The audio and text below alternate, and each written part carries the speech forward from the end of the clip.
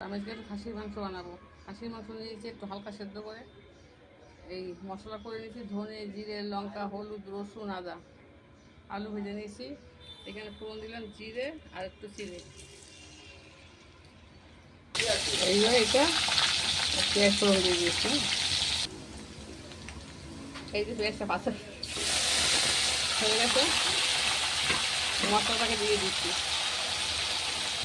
এই দেখো টমেটো দিয়ে দিলাম, নুন, অল্প হালকা চিনি ফোড়নে দিয়েছি, দারচিনি, এই এলাচ আর এই জিরে।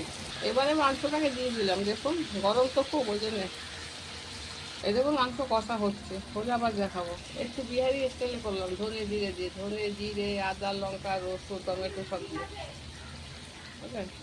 এবার জল দিয়ে দেবো, কষা হয়ে গেছে, তেল বেরিয়ে গেছে, সেদ্ধ হয়েছে। সেদ্ধ তো হবে, জল দেবো না। কেমন আছে খেতে? এবারে আমি ভাজা আলুগুলোকে দিয়ে দিচ্ছি।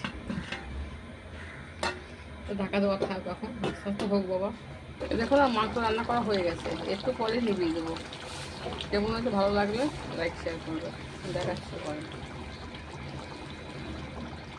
একদম হয়ে গেছে, এবার নামিয়ে দিচ্ছি, নামিয়ে দেখাচ্ছি। এই দেখুন আমার খাসির মাংস হয়ে গেছে, কাঁচা লঙ্কা দিয়ে খুব সুন্দর সেদ্ধ হয়েছে। দেখুন কত ভালো হয়েছে। বন্ধ করে